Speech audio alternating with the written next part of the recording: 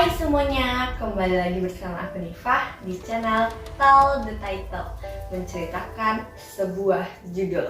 Selamat datang di rumah mati. Nah, kita tuh udah di ujung cerita di part ke-10. Nah, ini part terakhir dari Selamat datang di rumah mati.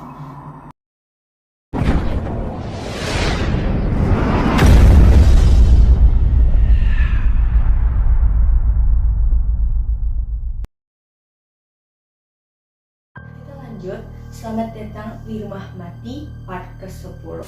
Sebelum melanjutin ceritanya, kalian jangan lupa like, comment, dan subscribe dulu Tell the Title supaya aku semangat terus bacain ceritanya buat kalian. Nah, kita lanjut ke part 10. Cepatlah, desak Mr. Dawes. Kupikir kita dalam bahaya besar. Bangunlah, Josh, kataku. Suaraku tersedak berbisik kepada Josh. Kita harus pergi dari sini. Tapi kami terlambat, sebuah dengan cengkraman erat di bahuku, dan aku berbalik untuk melihat Mr. Dawes. Matanya menyipit saat dia membaca tulisan di batu nisan dia sendiri. Mr. Dawes, Anda juga, kataku. Suatu waktu ini adalah kota normal, dan kami orang-orang normal. Sebagian besar dari kami bekerja di pabrik plastik di pinggiran kota. Lalu ada kecelakaan, sesuatu keluar dari pabrik, suatu gas kuning, gas itu melayang di atas kota. Jadi cepat, kami tak melihatnya, tak menyadarinya, dan semuanya sudah terlambat. Dan Dark Falls bukanlah kota yang normal lagi. Kami semua mati, Amanda, mati dan dikubur. Tapi kita tak bisa beristirahat, kami tak bisa tidur. Dark Falls adalah kota mati yang hidup, kata Mr. Dawes. Apa yang kau lakukan pada kami? Aku tanya. Pria mati itu menatap tajam ke mataku dan aku bertanya, di mana ibu dan ayah? Aman dan selamat, katanya. Ikut aku, sudah waktunya bagi kalian untuk bergabung dengan mereka, kata Mr. Dawes kepada kami. Aku mencoba menarik diri darinya, namun tangannya mengunci bahuku dengan begitu kuat. Lepaskan, teriakku. Amanda tak ada salahnya untuk mati, katanya sambil tersenyum. Sangat menyeramkan. Tidak, Josh berteriak. Sorotkan itu kepadanya, Josh. Cahaya bisa menyelamatkan kita, kataku. Cahaya bisa mengalahkan Mr. Dawes, seperti yang kita lakukan pada Ray, kataku. Cepat, sorotkan padanya. Josh meraba lampu senter lalu menunjuk ke arah wajah Mr. Dawes dan menyalakan. Namun tak ada cahaya itu. Itu rusak, kata Josh. Saat menabrak nisan, usaha yang bagus, kata Mr. Dawes. Ayo pergi anak-anak, katanya. Dia melirik ke langit cerah, matahari menaikkan dirinya di atas puncak pohon. Josh ragu-ragu.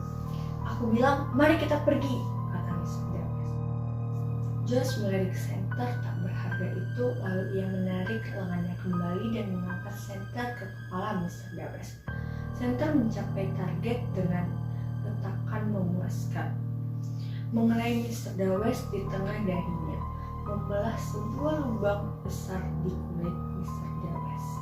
Mr. Dawes menjerit, matanya membelalak kaget, bingung, dan ia mengeluarkan tangan ke lubang di mana beberapa inci tengkorak abu-abu menonjol keluar. Josh, ayo lari, teriakku.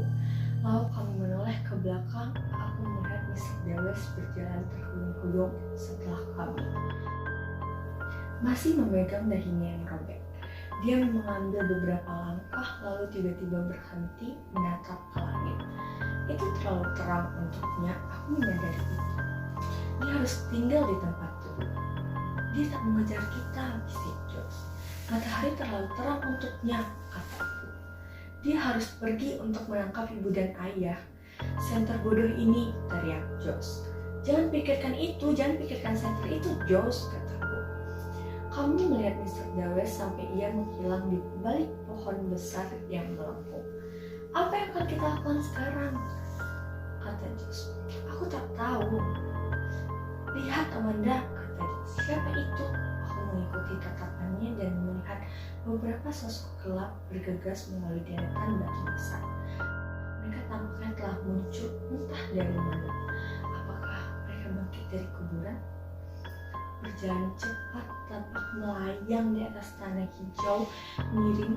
Mereka menuju ke dalam bayangan. Semua berjalan dalam diam, dan mata mereka lurus ke depan. "Wah, lihatlah mereka semua," kata Josh. "Di sana Karen dan George dan semua yang tersisa dari mereka," kataku. Anak-anak dari rumah kami bergerak cepat, berdua atau bertiga, mengikuti bayangan lain, seperti diam dan cekatan seperti orang lain. Semua orang di sini kecuali Ray, karena kami telah membunuh Ray. Kami membunuh seorang yang sudah meninggal. "Apakah kau pikir ibu dan ayah benar-benar di bawah teater aneh itu?" tanya Josh. "Ayo," kataku, "kita harus mencari tahu apakah ibu dan ayah ada di bawah sana," kataku. Perlahan-lahan Josh dan aku menuju teater yang aneh itu. Merunduk di balik batu nisan tetap rendah ke tanah. Ini adalah gerakan yang susah. Aku ingin sekali untuk melihat apakah ibu dan ayah ada di sana. Tetapi pada saat yang sama aku tak ingin melihat juga. Aku tak ingin melihat mereka dikurung oleh Mr. Dawes dan teman lainnya. Aku tak ingin melihat mereka dibunuh. Pikiran itu membuatku berhenti. Di luar pohon di teater bawah ini, aku bisa mendengar gumaman yang rendah. Suara-suara. "Apakah ibu dan ayah di sana?" bisik Josh kepadaku. Mungkin, namun kita harus hati-hati, kataku. Jangan biarkan mereka melihat kita. "Tapi aku harus tahu apakah ibu dan ayah benar-benar di sini," kata Josh. Aku setuju. Kami berdua membungkuk di atas batang yang besar, dan kemudian kami melihat ibu dan ayah. Mereka diikat berdiri di tengah lantai di bagian bawah amfiteater, di depan semua orang. Tangan mereka diikat erat turun di pinggang mereka. Wajah ayah merah terang dan rambut ibu yang kacau. Kepalanya tertunduk, memicingkan mata ke dalam kegelapan yang dibuat oleh pohon tua ini. Aku melihat Mr. Dawes berdiri di samping mereka bersama dengan yang lain, pria yang lebih tua. "Mereka akan membunuh ibu ayah," kata Josh.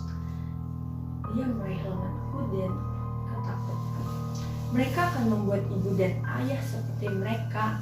Kemudian mereka akan mengejar kita," kataku. "Apa yang akan kita lakukan, Amanda?" katanya sambil mendesakku. "Kita tak bisa hanya berdiri di sini, Josh," kataku. "Mungkin kita bisa menyelamatkan mereka." Aku berpikir mungkin kita bisa melakukan sesuatu, kataku. "Kita akan mendorong pohon ini ke atas, sehingga sinar matahari akan memenuhi amfiteater ini, Josh." "Ya," teriak Josh. "Lihatlah, pohon ini sudah tua dan hampir roboh. Kita bisa melakukannya, Amanda. Kita pasti bisa," kata Josh. Dan aku tahu kami harus melakukannya dengan cepat. Mereka semua mulai bergerak maju ke arah ibu dan ayah. "Ayo, Josh," kataku. "Kita akan lari melompat dan dia mendorong pohon ke atas." "Ayo," katanya.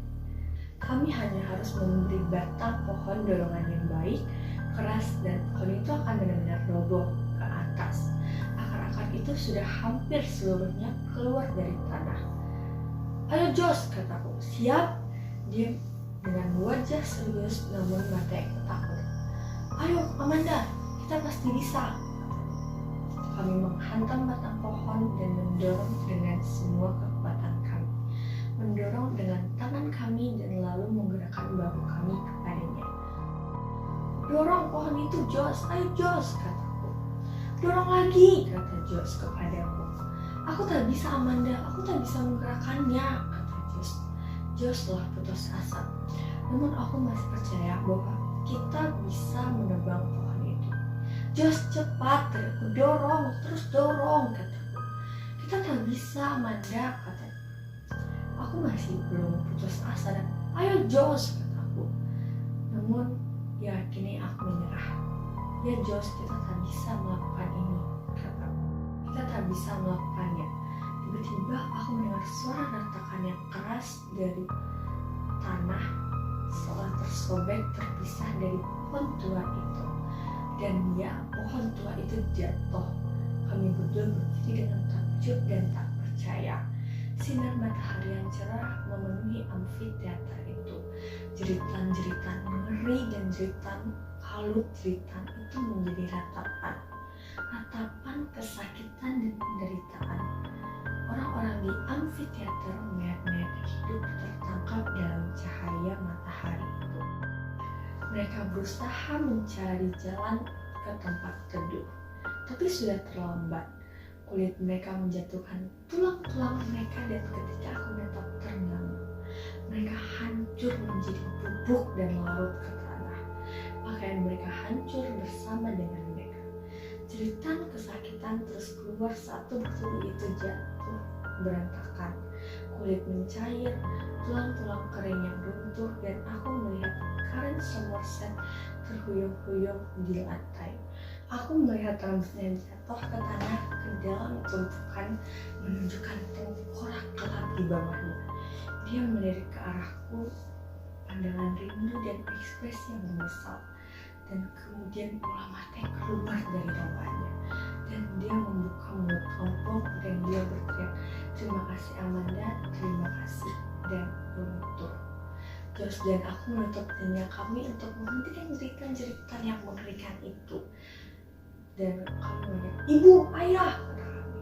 Aku tak akan pernah melupakan senyum mereka saat Josh dan aku berlari untuk membebaskan mereka. Setelah bebas, kami pergi menuju mobil. Kurasa beruntung setelah semuanya bahwa kita tak bisa menjual tempat lama, kata ayah.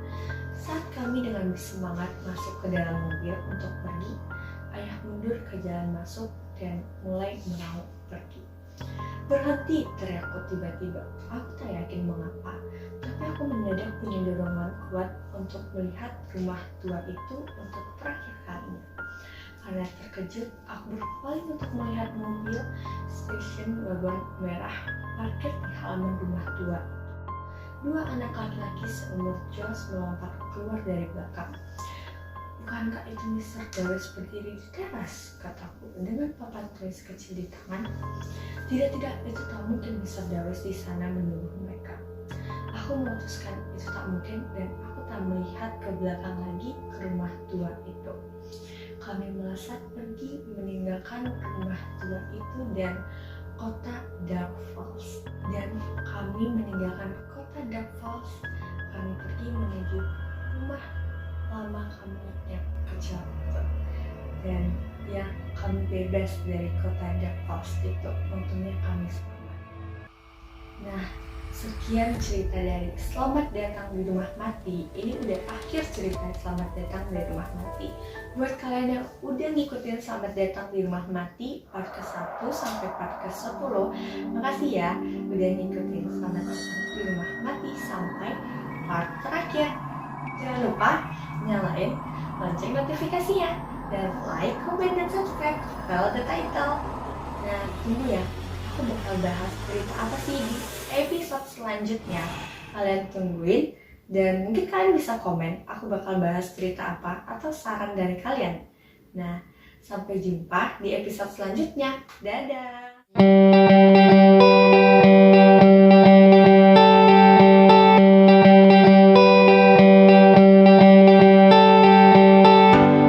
Kau cinta pertama yang begitu sempurna,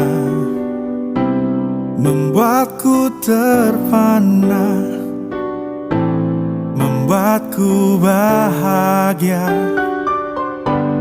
Kini ku merasa kau jauh dariku. Tak pernah ku sangka kau duakan aku. Jadikan aku satu bintang yang terindah dalam hidupmu, agar kau selalu dekat denganku.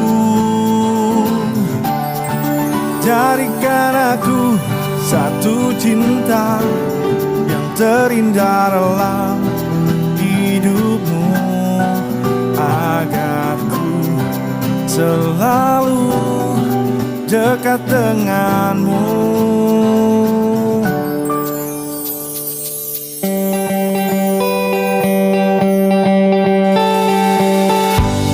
Rasaku telah hilang, hatiku telah lelah,